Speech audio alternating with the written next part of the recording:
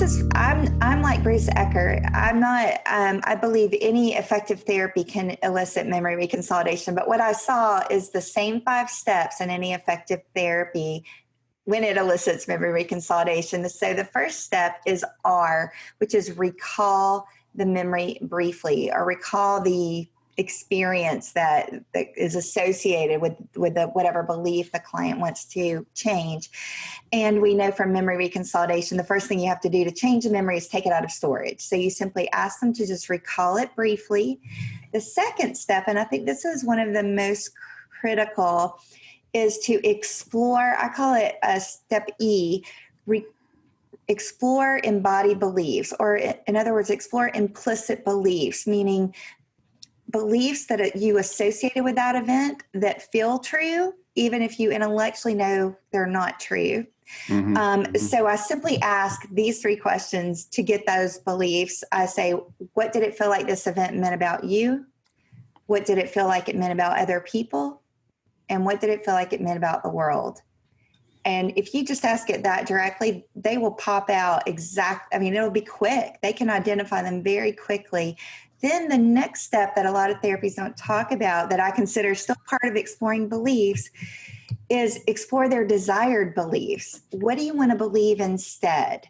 So if they say, I believed it was my fault, and they might say, intellectually, I know it really wasn't. So what I would do is I help them figure out, what do you want to believe instead? That it felt that way then, but now I know this about that situation. So I want to believe that more fully now, that I was just caught up in this crazy situation doing the best I could to survive, for example, might be what the desired belief is.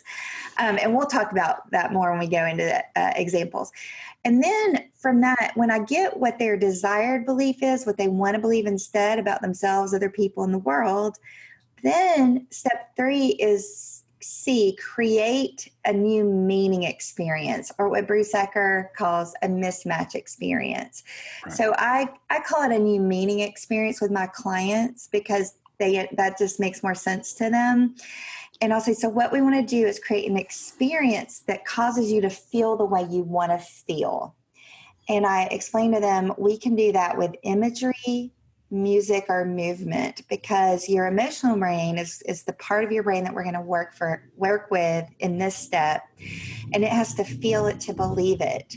So usually I explore first. So when you think about feeling, so this is just a simple technique most of us learn in hypnosis and other trauma therapies you may have learned, just the future self. I'll just say, when you think about how you want to be feeling about this event instead of how you have been feeling, let's create a model or future you.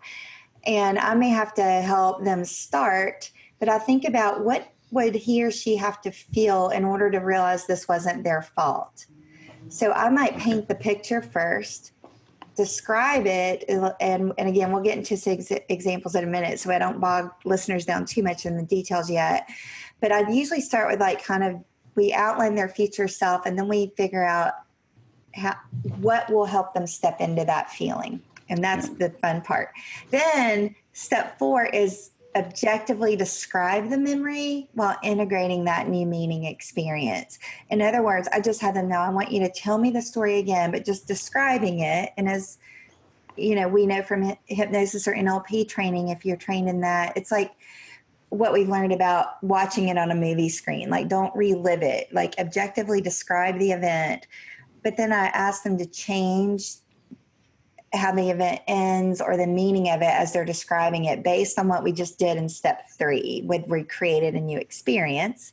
And that's where I really see the magic happen. And I think that's because that's when we're directly juxtaposing the old memory against the new experience. And that's usually where I see the shift. And then step 5, I call new narrative integration, which is simply continuing to have them repeat the story or integrating new experiences until that new meaning feels true. And most of the time I found it only takes a few times, like going through the story maybe 2 or 3 more times, and then they'll tell me it just changed.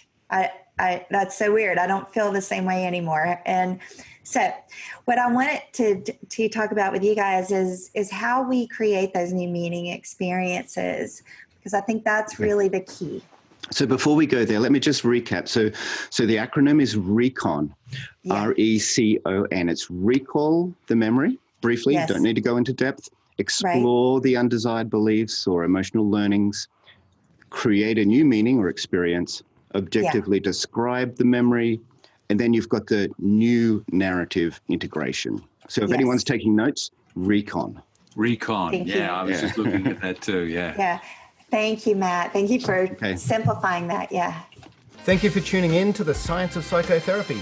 Please like this video, subscribe to our channel, and hit that bell so that we can reach more people and bring you more Science of Psychotherapy. And if you're a mental health professional, check us out at thescienceofpsychotherapy.com.